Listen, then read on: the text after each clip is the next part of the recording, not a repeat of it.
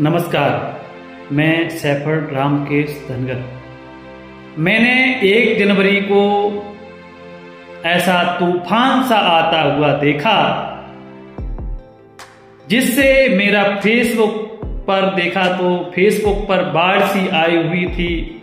WhatsApp खोला तो WhatsApp में इतने सारे मैसेज, इतने सारे फोटो, इतने सारे वीडियो भरे हुए थे जिससे फोन की मेमोरी भी भर गई। इतनी सारी बाढ़ सी आई हुई थी।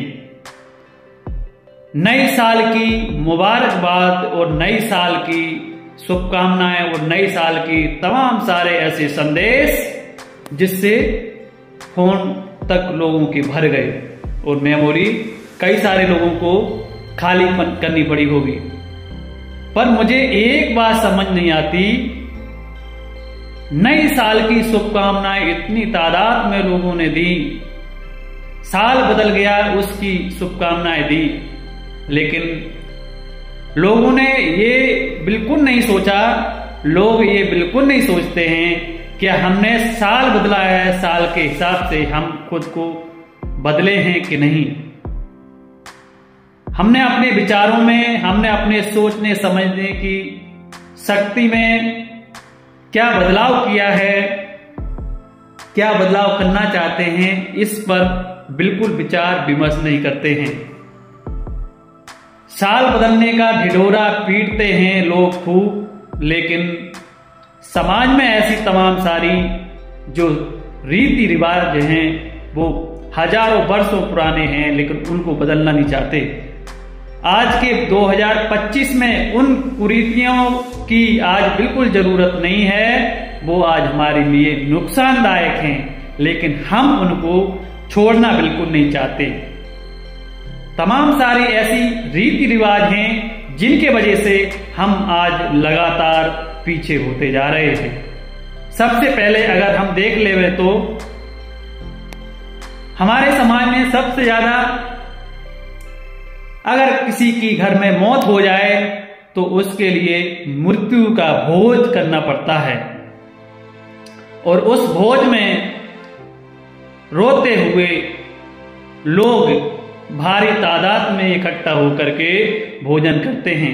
एक तरफ लोग रोते हैं, दूसरी तरफ पंगतें बैठी हैं और खाना भोजन हो रहा है।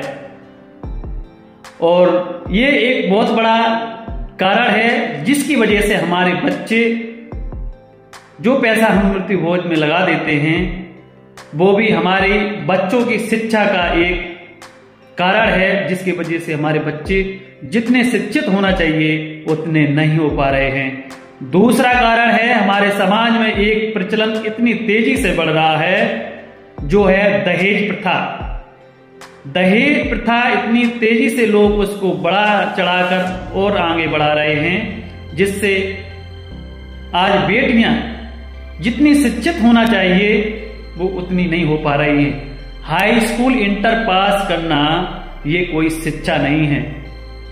ज्यादातर आपको देखने को मिलेगा बेटियां हाई स्कूल इंटर ही मिलेंगी, और कुछ ही लोग होते हैं जो ठीक ठाक होते हैं, वो ही अपनी बच्चियों को आगे की शिक्षा पूरी करा पाते हैं।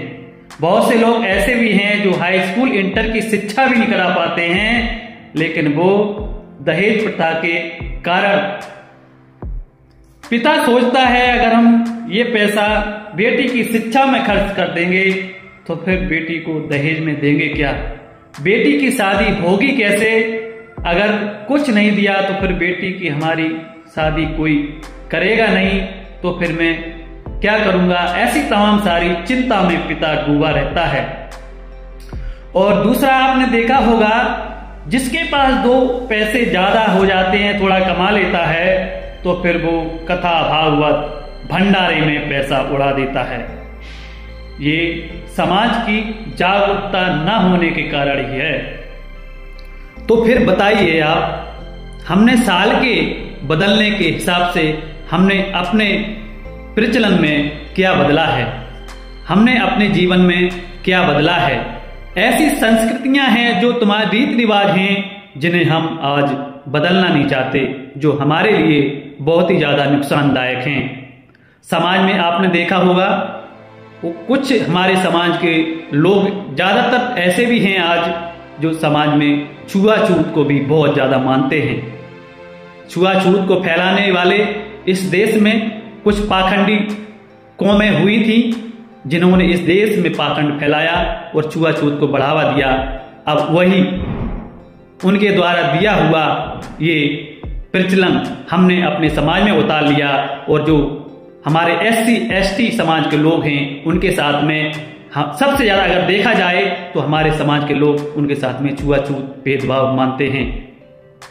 तो ये भी एक बहुत बड़ी समस्या है। हमने समय के अनुसार अपने अंदर बदलाव बिल्कुल नहीं किया है। इस जगत में मानव एक समान है, किसी का खून अलग नहीं है, सभी का खून एक जैसा है, तो सभी मनुष्य एक जैसे ही हैं। लेकिन हम किसी के बहकावे में आकर आज भ्रमित होकर अपना जीवन जी रहे हैं। हम सभी को अपने जो युवा पीढ़ी है उसको जागरूक करें, युवा पीढ़ी को सही रास्ता दिखाएं और समाज में व्याप्त तमाम सारी कुरीतियां हैं उन्हें समय के अनुसार बदलने की जरूरत है। जो समाज के सामाजिक संगठन होते हैं उनकी ये नैतिक जिम्मेदारी है। समाज में जो तमाम सारी ऐसी रीति रिवाज हैं जो आज हमारे लिए नुकसानदायक हैं उनके बारे में सोचा करें, उन पर मंथन किया करें और इन्हें खत्म करने की पहल किया करें। तभी इसकी शुरुआत होगी तो आगे भी अच्छा समाज बनेगा जिससे हमारी सत्ता शासन और इस देश की व्यवस्था में हिस्सेदारी भी होगी। आज हमारे समाज की राजनीतिक क्षेत्र में देखी जाए या सामाजिक स्तर पर कितना वर्चस्व है, क्या स्थान है, आप खुद समझ सकते हैं। राजनीतिक क्षेत्र में हम आज भी शून्य हैं। देश की आजादी को 75 वर्ष हो गए हैं, फिर भी हम सत्ता शासन में शून्य स्थान पर ही हैं। ये बहुत बड़ी सोचने की बात है। ये बात हमारे समाज के जो बुद्धिजीवी लोग हैं उस पर चिंतन मंथन करें, युवा पीढ़ी को जागरूक करने की कोशिश करें, तो एक दिन हमारा समाज भी आगे बढ़ेगा। बहुत बहुत धन्यवाद।